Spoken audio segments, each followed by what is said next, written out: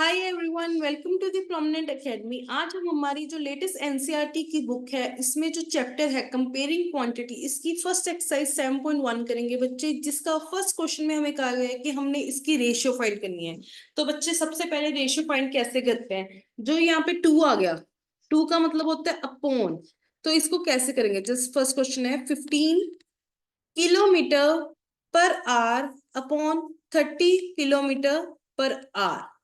मतलब कि speed of cycle हमें दी गई है 15 किलोमीटर पर और स्कूटर की दी गई है हमें 30 किलोमीटर। अब इसकी रेशियो फाइंड करनी है। तो ऊपर जो यूनिट है, ऊपर वाले यूनिट और नीचे वाले यूनिट सेम है, ये कट हो गए। 15 के टेबल पे 15 1 पे आता है, ये 2 पे। तो इसकी रेशियो क्या आ जाएगी बच्चे? 1:2। इसको लिखेंगे कैसे? 1:2। समझ आए बच्चे? अब सेकंड क्वेश्चन में हमें कहा गया 5 मीटर अपॉन 10 किलोमीटर। अब देखो कि जब मेरी डिमेंशंस हैं, इसमें 5 1 पे जाता है, ये 2 पे। बट जब साइन है वो कैंसिल आउट नहीं हो रहे, बट रेशियो में कभी भी हमारे यूनिट्स नहीं आते। तो हम इसको बच्चे आगे सॉल्व कैसे करेंगे? ये देखिए आप, यहाँ पे पहले जो बचा हमारा उसको लिख दिया मैंने। हमें ये पता है कि जो मेरा 1 किलोमीटर होता है वो कितने मीटर्स के इक्वल होता है? 1000 मीटर। अब तो मैं इसको यहाँ पे लिख सकती हूँ 1 मीटर, तो 1 मीटर ही है क्या? अब अगर 1 किलोमीटर 1000 के बराबर है, 2 किलोमीटर किसके बराबर होगा? उनके साथ 1000 मल्टीप्लाई कर देंगे। अब देखो, मीटर के साथ मीटर गया। अब कुछ कट हो रहा है, नहीं हो रहा, तो ऊपर 1 रह गया, नीचे कितना रह गया? 2000। तो इसको रेशियो फॉर्म में कैसे लिखेंगे? 1:2000। समझ आया बच्चे ये कैसे किया? ऐसे ही हमारा लास्ट क्वेश्चन होगा। जैसे कि हमें दिया गया है 50 पैसा, ये रुपी है यहाँ पे, अपॉन 2 का मतलब अपॉन ₹5। अब इसमें भी सेम होगा, यहाँ पे जो मेरे 5 और 50 ये कैंसिल आउट हो रहे हैं, तो मेरे पास क्या बचा? ये 10 पैसा अपॉन 1 रुपी। तो अब देखो, मेरे को ये पता है कि जो मेरे 1 रुपीज होते हैं वो 100 पैसा के इक्वल होते हैं।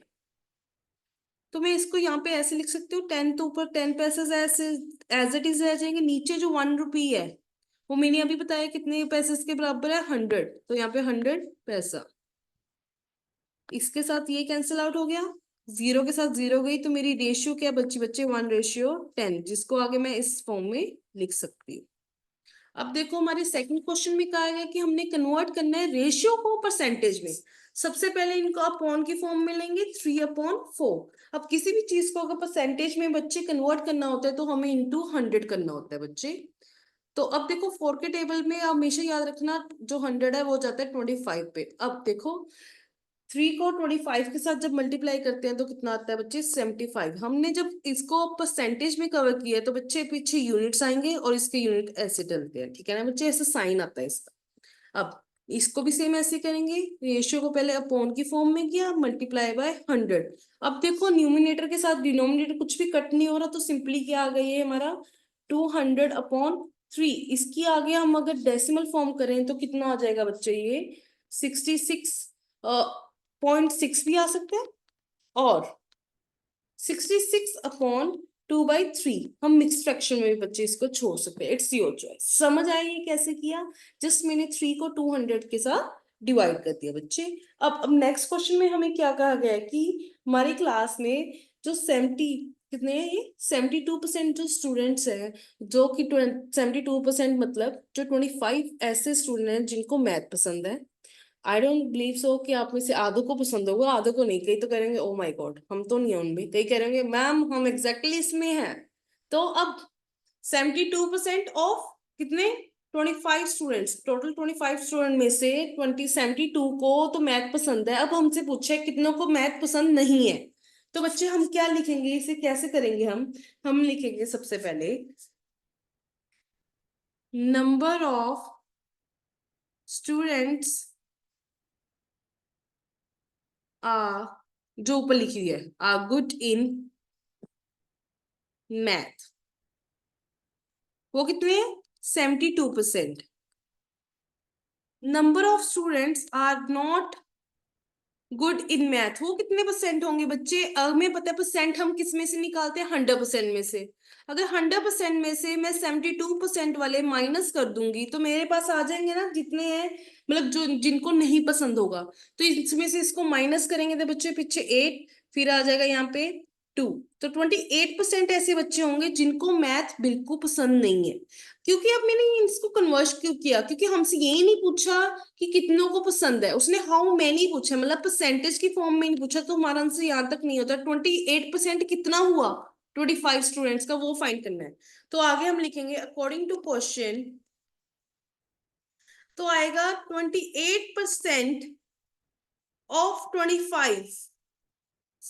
अब क्या है कि मैंने 28% ऑफ 25, ये क्या हो गया, मेरे पास वो बच्चे आएंगे जिनको मैथ बिल्कुल पसंद नहीं है। तो बच्चे इस फॉर्म को कैसे करते हैं, सबसे पहले 28% लिखे ना, जब हमने परसेंट हटाना होता है ना तो अपॉन में 100 आता है, बट हमने पिछले क्वेश्चन में परसेंट लगाना था तो इनटू 100 किया था। ये याद रखना, जब हटाना है हमने परसेंटेज तो अपॉन 100। ऑफ का मतलब होता है हमेशा मल्टीप्लाई और साथ में 25। और ये याद रखना 25 के टेबल पे जो 100 है वो 4 पे जाता है, और आगे इसकी अगर हम कटिंग करें तो ये 1 पे जाएगा और ये जाएगा 7 पे, तो यहाँ पे आएगा 7। तो 7 ऐसे बच्चे होंगे जिनको मैथ बिल्कुल भी पसंद नहीं है, या फिर वो बिल्कुल भी अच्छे नहीं है अपने मैथ में। Hence students are not good in the math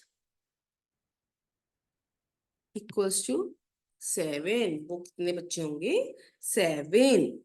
next question, अब इन्होंने कहा है कि एक फुटबॉल टीम है बच्चे, उन्होंने 10 मैचेस जीते हैं, अपने जितने भी उनके टोटल मैच खेले गए हैं अभी तक। उन्होंने कहा है कि उनकी जो विनिंग परसेंटेज है वो कितनी है, 40%। हमें पूछा गया कि टोटल कितने मैचेस जीते गए होंगे। अब हमने ये बता दिया कि जितने उन्होंने ओवरऑल मैचेस दिए हैं, जीते हैं, वो 40% ऑफ टोटल के हैं। तो मैं लिख सकती हूँ वो कितने, 40% ऑफ टोटल। टोटल हमें पता ही नहीं, वही तो हमें पूछा है, तो उसको मैं एक्स ले सकती हूँ। वो कितने मैचेस के बराबर है, उन्होंने कहा है वो कितने मैचेस के बराबर है, 10 मैचेस, तो इक्वल टू 10 लिख सकती हूँ। तो इसको अब, ये तो मैंने स्टेटमेंट फॉर्म है, सबसे पहले हम ऊपर लेट लिखेंगे, let the total matches played equal to x. अब मैंने आपको इसकी एक्सपेंडेड फॉर्म बताई है, 40/100 लिख देंगे, क्योंकि परसेंटेज को हमने अब हटाना है। ऑफ का मतलब यहाँ पे मल्टीप्लाई, साथ में एक्स अपॉन इक्वल टू 10। अब जीरो के साथ जीरो गई, ये 1 पे गया, सॉरी ये 2 पे गया, और ये गया हमारा 5 पे। ठीक है बच्चे, अब इसके अलावा कुछ कट नहीं हो रहा। देखो एक्स के साथ 2/3 मल्टीप्लाई में जब दूसरी साइड जाएगा तो ये रिवर्स हो जाएगा, ये क्या बन जाएगा, 5/2। अब कटिंग करेंगे यहाँ पे, तो x की क्या वैल्यू आ गई बच्चे, 25। मतलब कि हमारे टोटल मैचेस हुए कितने होंगे यहाँ पे, 25। तो हम लिखेंगे hence the total matches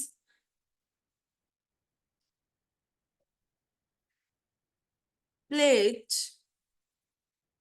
equal to x equal to 25। समझ आया बच्चे। ये देखो लेट वाली क्या सिचुएशन आती है, जो हमें फाइंड करने को कहा गया जाता है उसको हम लेट मानते होते हैं। वही लेट जब आपका आंसर सारा आ जाए उसको हैंस में कन्वर्ट करके बाकी सारी स्टेटमेंट सेम लिख के जो आपकी एक्स की वैल्यू है वो लिख दो, तो इससे आपका आंसर आ गया बच्चे। अब नेक्स्ट क्वेश्चन, यहाँ पे रुपीस का साइन था। अब इन्होंने कहा है कि चमेली के पास सिर्फ 600 रुपए रह गए जब उसने अपने 75% जो उसकी मनी है उसको स्पेंड कर लिया। तो अब हमसे पूछा गया कि स्टार्टिंग में उसके पास कितने पैसे हो गए। बच्चे अगर उसने 75 खर्च दिए हैं परसेंट, तो कितने बचे होंगे। अगर मैं कहूं स्पेंडिंग, टोटल मनी हम मान लेते हैं परसेंटेज के बेस में, टोटल मनी 100% है, ठीक है। उसने स्पेंडिंग कितनी की है, 75%। तो बचे कितने होंगे, सेविंग 100 - 75, मतलब कितनी बची होंगी, 25% होगी। अब हमें जो बची हुई अमाउंट है वो भी दी गई है, बस हमें ये नहीं पता टोटल अमाउंट है कितनी। सेम जैसे हमने पिछला क्वेश्चन किया है वैसे ही होगा। तो हम इसमें लेट करेंगे, लेट शी, जो यहाँ पे सेम लाइन लिखी है वही लिखूंगी, she have in the beginning equal to x. अब लिखूंगी अकॉर्डिंग टू क्वेश्चन, हमें कहा गया है कि जो उसकी सेविंग है, सेविंग कितनी होगी, 25% ऑफ एक्स, वो कितनी है, कितनी हुई है उसकी सेविंग? ₹600। समझ आया बच्चे ये स्टेटमेंट कैसे बनी अब आपको? अब मैंने आपको इसकी एक्सपेंड बताइए कैसे करेंगे। 25/100 कर लोगे, ऑफ का मतलब मल्टीप्लाई, साथ में x इक्वल टू 600। और मैंने कहा था 25 के टेबल पे जो 100 है वो 4 पे जाता है, तो ये किस रेशियो में गए? 1/4। x के साथ ये 1/4 इस साइड में है, तो जब दूसरी साइड जाएगा तो ये 600 मल्टीप्लाई बाय क्या हो जाएगा? 4। तो x की क्या वैल्यू आ गई बच्चे मेरी? 2400। मतलब कि बच्चे इनिशियली उसके पास कितने पैसे होंगे? 2400। तो मैं लिख सकती हूँ hence she have in the beginning equal to x equal टू कितने रुपीस बच्चे? 2400। समझ आया बच्चों? Next question. अब हमें कहा गया कि एक सिटी है, उसमें 60% बच्चों को क्रिकेट पसंद है, 30% जो बच्चे बच्चे नहीं, मतलब जो लोग हैं उनको फुटबॉल पसंद है, बाकी जो बच्चे हैं उनको अदर गेम्स पसंद है। अब हमसे परसेंटेज पूछी गई है जिनको बाकी की गेम पसंद है। तो हमें अब क्वेश्चन से पता लग रहा है कि गिवन क्या क्या दिया गया है हमें कि cricket like by cricket like by 60%, football liked by कितने परसेंट है बच्चे? 30। तो अदर गेम्स कितनी हो जाएगी? मैंने बताया तो ये टोटल में से निकालते हैं, तो टोटल तो हमारा 100 होता है। 100 में से अगर ऊपर वाले दोनों को माइनस कर दूं तो वो मेरी अदर गेम्स हो जाएंगी। तो 60 + 30 कितना होता है? 90। तो मतलब जिनको बाकी की गेम्स पसंद आई होंगी वो कितने होंगे बच्चे? 10%। इससे मेरा फर्स्ट आंसर क्या हो गया? सॉल्व। जो इन्होंने पूछा था। अब हमसे कहा गया है कि अगर टोटल पीपल जो उस सिटी में रहते हैं वो कितने? 50 लाख।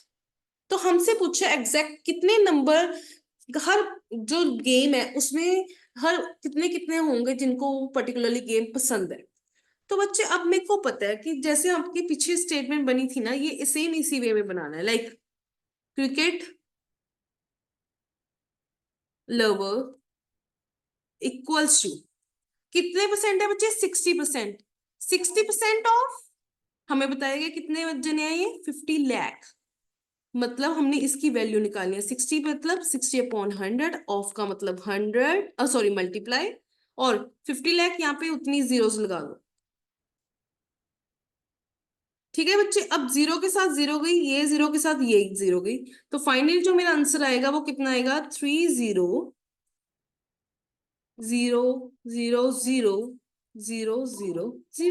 तो मतलब कितने होंगे बच्चे ये लोग? 30 लाख। समझ आया बच्चे? अब आ गया मेरा आगे नेक्स्ट, फुटबॉल लवर। वो कितने बच्चे हमारे? 30% ऑफ 50 लाख। तो इसमें किस कैसे लिखेंगे? Same 30/100 multiply by 50 lakh. मैं ऐसे ही इसको एज इट इज लिख लेती हूँ। तो इस जीरो के साथ ये जीरो गई, ये जीरो के साथ ये जीरो गई, तो ऊपर क्या बचा मेरा? अकेला 15, साथ में लाख। ऐसे ही हमारी अदर गेम्स के लिए, अदर्स गेम लवर, वो कितने हमने अभी फाइंड किए? 10%। तो 10% ऑफ 50 लाख पीपल। तो कैसे निकालेंगे ये? 10/100 मल्टीप्लाई बाय 50 लाख। नीचे एक जीरो के साथ ये ऊपर जीरो गई, ये जीरो के ये जीरो गई, तो फाइनली कितने होंगे ये पीपल? 5 लाख। समझ आया बच्चे ये कैसे करना था? तो ये थी हमारी फर्स्ट एक्सरसाइज। आपको किसी भी क्वेश्चन में कोई भी डाउट हो, let me know. Thank you for watching. Bye bye.